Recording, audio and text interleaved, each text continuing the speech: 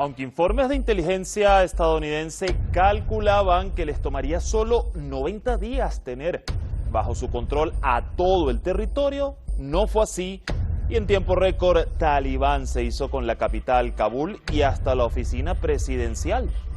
Ante el asombro internacional y las imágenes de afganos y extranjeros desesperados en los aeropuertos por salir del país, el presidente Joe Biden culpa al gobierno afgano por el panorama. La OTAN también lo hace luego de 20 años de invasión y guerra. El Talibán dice que no buscará venganza y respetará los derechos de la mujer.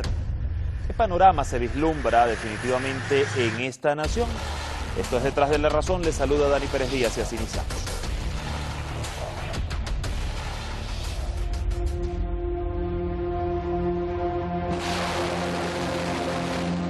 Estados Unidos y sus aliados en la OTAN invaden Afganistán, sobre pretexto de luchar contra el terrorismo y erradicar a Talibán en el poder desde 1994.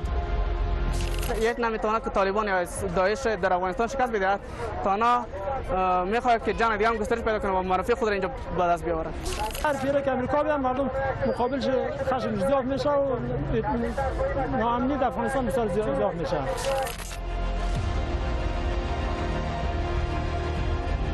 La guerra comenzó para destruir a Talibán, pero finalmente Estados Unidos le pidió firmar un acuerdo de paz. El acuerdo establece la retirada de Estados Unidos de Afganistán. A cambio, Talibán acepta romper sus lazos con los grupos terroristas y cesar sus ataques a fuerzas gubernamentales, entre otros compromisos.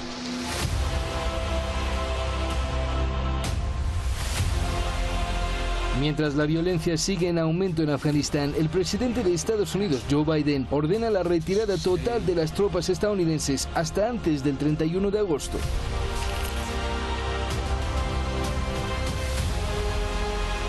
En paralelo con la salida de fuerzas extranjeras de Afganistán, el grupo armado talibán avanza rápidamente en todo el país. Después de capturar las provincias estratégicas, llegan a la capital Kabul, provocando la caída del gobierno del presidente Ashraf Ghani y su salida del país. Para analistas, el resurgimiento de Talibán se debe a la violencia e inseguridad existente en la nación y la salida de Estados Unidos y sus aliados del territorio.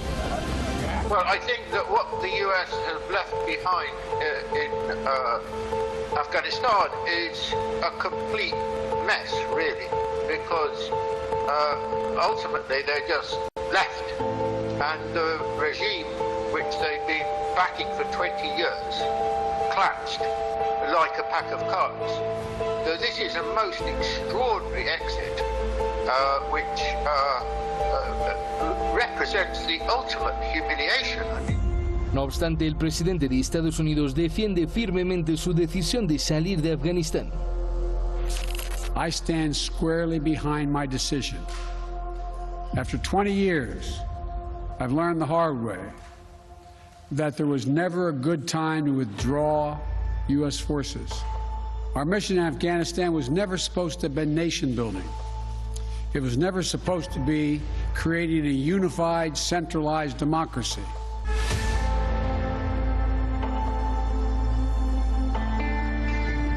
Mientras el pueblo afgano ve con pasmo y angustia la situación, el expresidente Hamid Karzai y el líder del Consejo de Paz afgano, Abdullah Abdullah, siguen sus esfuerzos para garantizar la paz y estabilidad.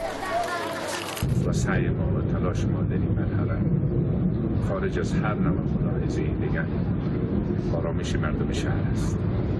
می‌دانیم که با تغییراتی که پیش آمد مردم در یک وضعیت دشوار قرار گرفتند. امیدوارستیم که تماسایی که داشتیم در این زمینه و در راستی کلان در مملکت مفید و مثمر واقع شود. En la misma línea, diferentes países como Irán, China y Rusia han exigido el cese de la violencia en Afganistán y utilizar todas las herramientas disponibles para facilitar las negociaciones y la reconciliación en el país.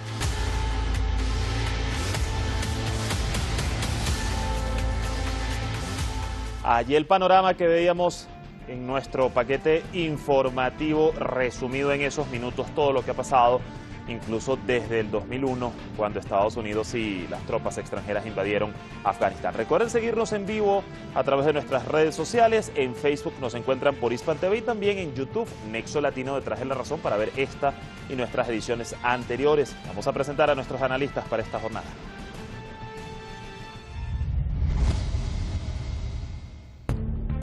Hoy nos acompaña Sergio Rodríguez Helfenstein, doctor en Ciencias Políticas, profesor universitario y escritor desde Caracas, Venezuela.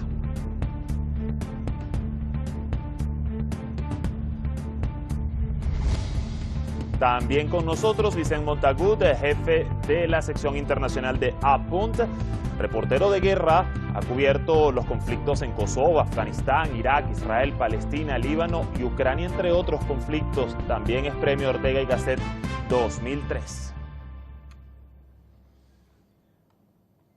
Allí teníamos un breve perfil de ambos, ya les damos la bienvenida, están acá con nosotros. Quiero saludarle, profesor Sergio, ¿qué tal está? Bienvenido, como siempre. Bien, muchas gracias, ¿cómo están? Muchas gracias por esta nueva invitación. Gracias a usted y también saludarte y darte la bienvenida a esta primera vez a Detrás de la Razón. Vicente, ¿qué tal estás? Hola, ¿qué tal? Encantado de saludaros, encantado de estar con vosotros. Igualmente. Bueno, voy a iniciar precisamente contigo, que además sé que has tenido experiencia allí en el terreno, en Afganistán. ¿Cómo comprender por qué el gobierno afgano ha colapsado en cuestión de días? La inteligencia estadounidense aseguraba que los talibanes tardarían al menos 90 días en tomar Kabul, la capital, y no tardaron siquiera 48 horas. Esto ha sido sorpresivo evidentemente para la comunidad internacional y para el colectivo que quizás no comprende de lleno la realidad afgana. Vicente, ¿cómo se explica esto? Pues un fracaso absoluto de la inteligencia norteamericana. La verdad es que el colapso del gobierno se veía venir desde hace mucho tiempo. Nosotros estuvimos allí hace un par de años haciendo un documental, estuvimos allí por última vez, y la verdad es que era bastante evidente que estaban descosidas las estructuras del Estado, las instituciones públicas. ¿Cuál ha sido la causa fundamental?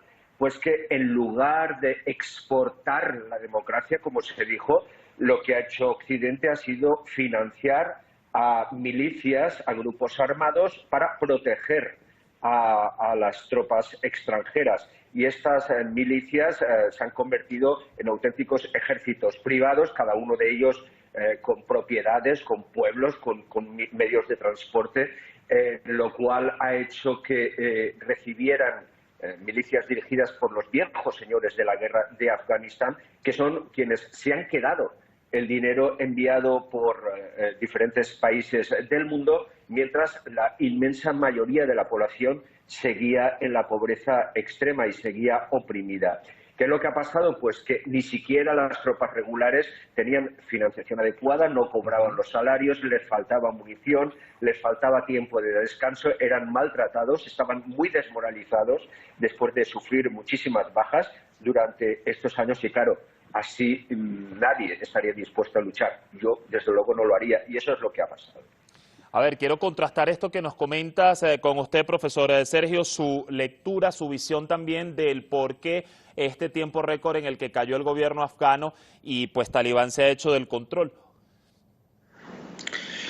Bueno, mira, nuestros vecinos colombianos inauguraron una frase o un concepto que es el concepto de los falsos positivos. Los falsos positivos es crear muertos, asesinar personas para hacerlos aparecer como soldados, como combatientes, opositores, guerrilleros, en el caso de Colombia, muertos, y de esa manera mostrar un falso éxito que les signifique a los militares prebendas, premios, dinero, ascensos, etc.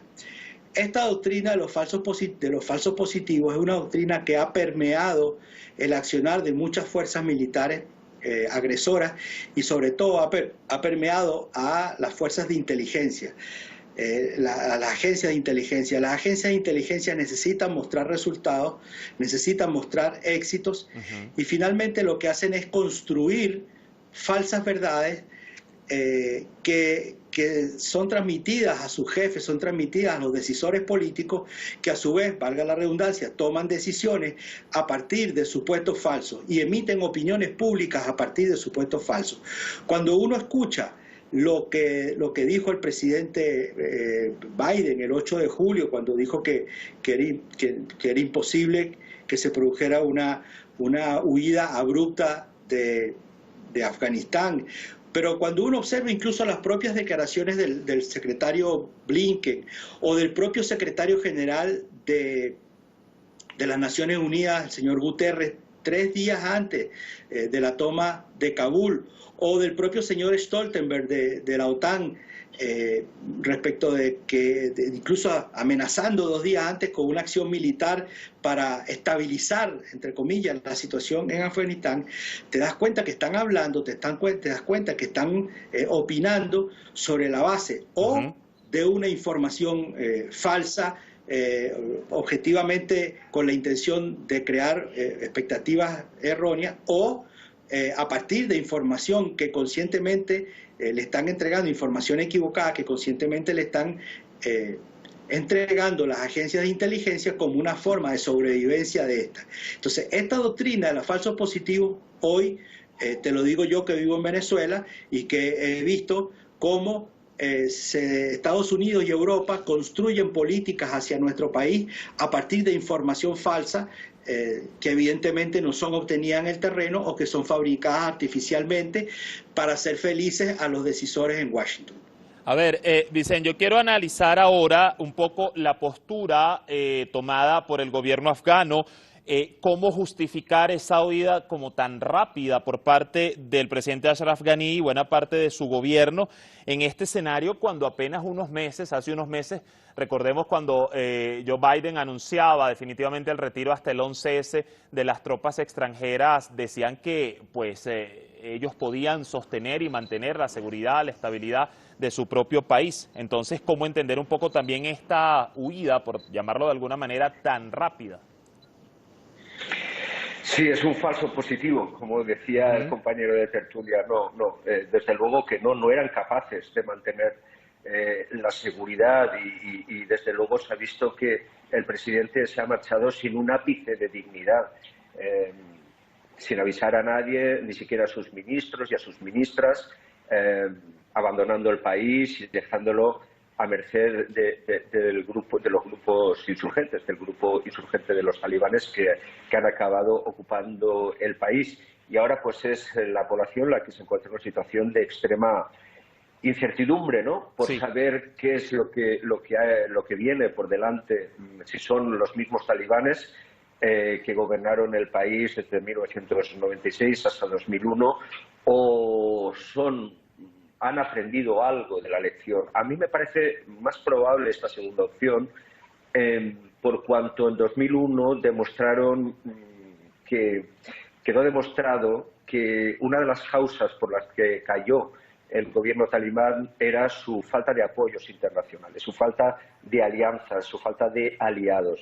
Ahora es probable que intente conseguirlos y para eso es necesario hacer concesiones en su versión, digamos, extremista del Islam. Para conseguir cierto apoyo internacional van a tener que hacer concesiones, sobre todo por lo que hace referencia al respeto de los derechos humanos y sobre todo a los derechos de las mujeres en la sociedad afgana. Y de ese punto vamos a hablar un poco más adelante. Antes de ir de nuevo con el profesor Sergio, Vicente, yo quisiera que tú nos interpretes un poco de lo que dijo Joe Biden anoche en su alocución, que como ya muchos están diciendo hoy, prácticamente se lavó las manos, echó la culpa al gobierno afgano del panorama, también la OTAN lo ha hecho el día de hoy, pero cuesta incluso imaginar quizás cómo Estados Unidos no preveía la situación que pudiera acontecer de una manera tan rápida, ¿no? Y cuando él dice eso, echa la culpa a los demás y encima dice que el plan o el objetivo de Estados Unidos no era crear una nación segura o democrática, ¿cómo enlazar, ¿no?, estas palabras que dio anoche con los hechos en el terreno? Fíjate que es la primera vez que escuchamos a un presidente de los Estados Unidos decir la verdad. con respecto a Afganistán, porque en ningún momento fue un intento de exportar la democracia a Afganistán. La invasión de Afganistán fue una represalia, un golpe de fuerza como respuesta a los atentados del 11 de septiembre en los Estados Unidos. De otra forma no se explica que ocuparan ese país y iniciaran esta guerra extremadamente larga y dolorosa para muchísima gente, porque ha costado muchísimas vidas humanas, ¿no? Fíjate que los Estados Unidos han gastado en esta guerra $2 billones en nuestra forma de contar los dólares. Ellos dicen 2 trillones, ¿no?